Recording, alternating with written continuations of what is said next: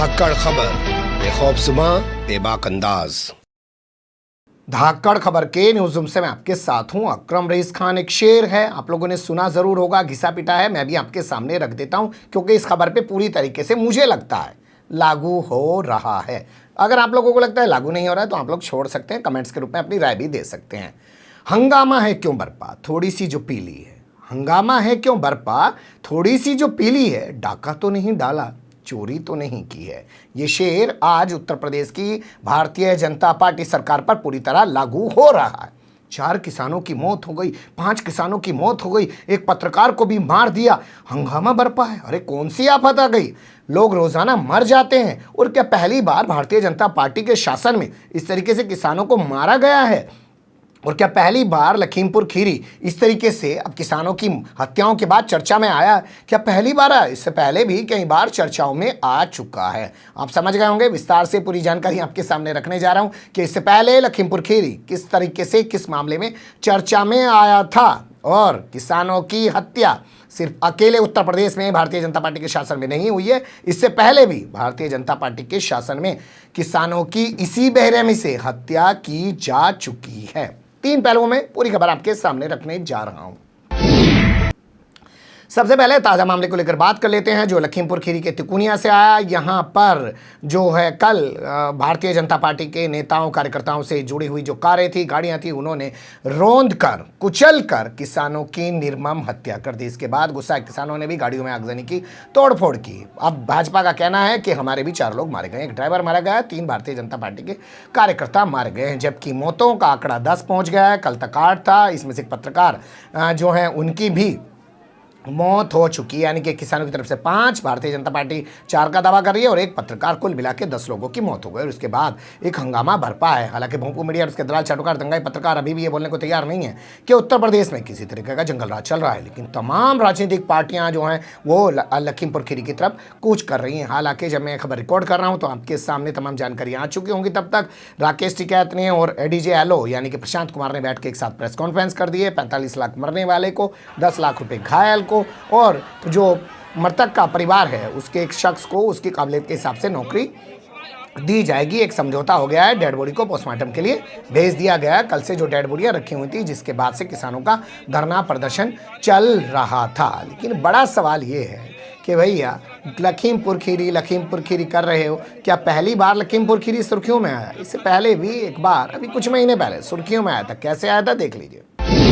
देखिए, आप जानते हैं जुलाई के महीने में उत्तर प्रदेश के अंदर पंचायत चुनाव हुए हैं, तो उसी दौरान यहाँ ब्लॉक प्रमुखी का चुनाव चल रहा था रायबरेली में। 9 जुलाई की खबर हम आपके लिए निकाल के लाए हैं। 9 जुलाई 2021 को लखीमपुर खीरी जिले का पसगवा ब्लॉक है। पसगवा ब्लॉक पर ब्लॉक प्रमुखी चुनाव के नामांकन यानी कि नॉमिनेशन की प्रक्रिया चल रही थी। यहाँ पर समाजवादी पार्टी की ओर से ब्लॉक प्रमुखी प्रत्याशी बनाई गई रितु सिंह अपना नामांकन करने के लिए पहुंची। आप जानते हैं जो आदमी नामांकन करता है उसको एक प्रस्तावक की भी जरूरत है, तो ये महिला थी और इनकी प्रस्तावक भी महिला थी। उनका नाम है अनीता यादव। बस क्या हुआ, यहाँ भाजपा के गुंडे महिला सांसद की मौजूदगी में, किसकी मौजूदगी में?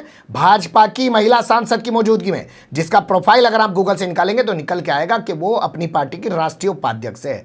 उसके सामने उससे नॉमिनेशन फॉर्म छीन लेते हैं, पेपर छीन लेते हैं, उसके कपड़े तक फाड़ डालते हैं। ये शर्मनाक वारदात इसी लखीमपुर खीरी में हुई थी, लेकिन कोई भोंपू मीडिया और उसका दलाल चाटुकार दंगाई पत्रकार उस खबर का जिक्र नहीं कर रहा है कि इस लखीमपुर खीरी में जो किसानों की हत्या हुई है ये कोई नया मामला नहीं। इससे पहले यहाँ चीरहरण भी महिला का किया जा चुका है। उस मामले में फौरन यहाँ के डीएसपी मोहम्मदी, जैसे इस मामले में तो किसी को सस्पेंड नहीं किया, लाइन हाजिर नहीं किया, हटाया नहीं है, लेकिन उस मामले में थोड़ा एक्शन दिखाया गया था क्योंकि हल्ला मच गया था। वीडियो बहुत शर्मनाक था। ये अलग बात है कि वो सांसद आदमी बेशर्मी के साथ वहाँ सांसद बनी हुई है। जैसे आज इस मंत्री को नहीं हटाया गया, वैसे उस सांसद को भी उस वक्त नहीं हटाया गया। कम से कम राष्ट्रीय अध्यक्ष उपाध्यक्ष के पद से ही हटा देते, वो भी नहीं हटाया गया।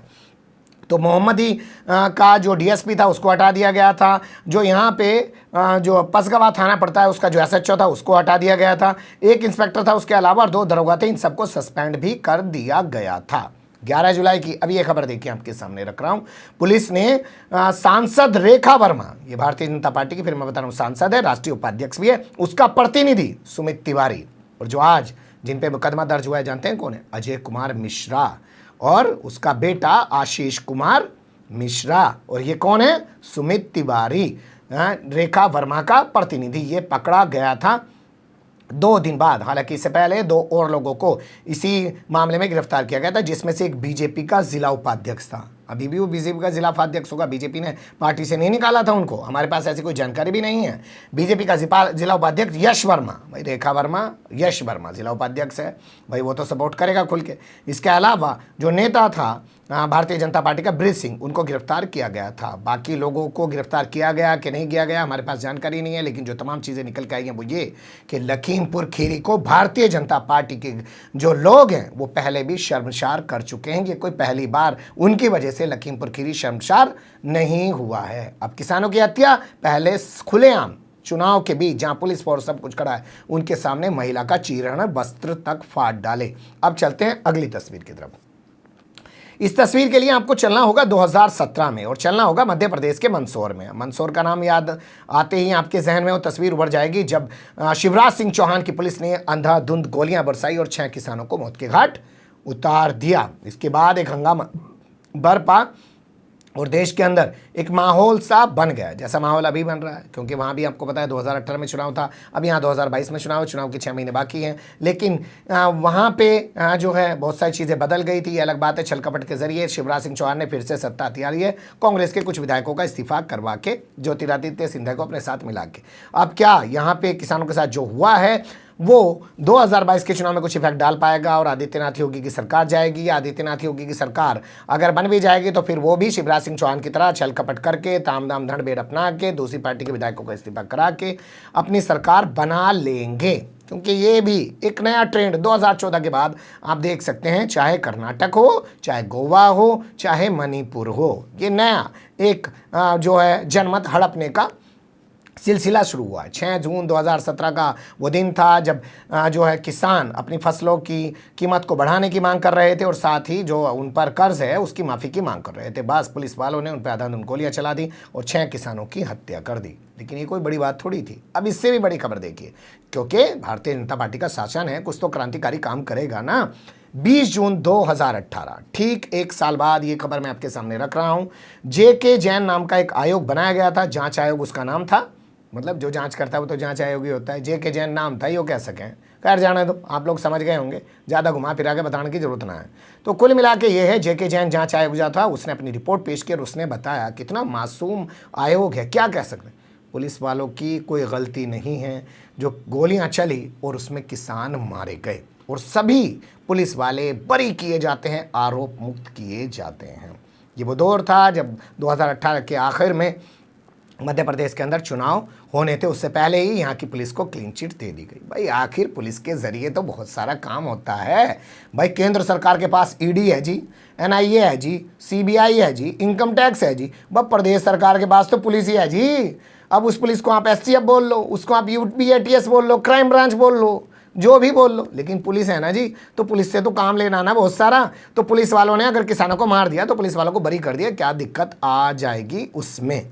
तो ये कोई पहली बार नहीं हुआ है भाजपा के शासन में जब किसानों की इस तरीके से हत्याएं की गई हैं। यहाँ तो एक चलन सा बन गया है और फिर भी ये लोग सत्ता में आ जाते हैं, तो इनको ये कहने में कुछ गलत भी नहीं होना चाहिए कि जीतेगा तो ...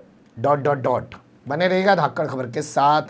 फिलहाल कमेंट्स के रूप में आप लोग अपनी राय दे सकते हैं, खबर को लाइक कर सकते हैं, चैनल को सब्सक्राइब कर सकते हैं और ज़्यादा से ज़्यादा हमारी खबरों को शेयर कर सकते हैं। फिर ऐसे किसी सुलगते हुए या उलझते मुद्दे लेकर मैं आपके सामने हूँगा हाजिर। फिलहाल अभी मुझे दें इजाज़त।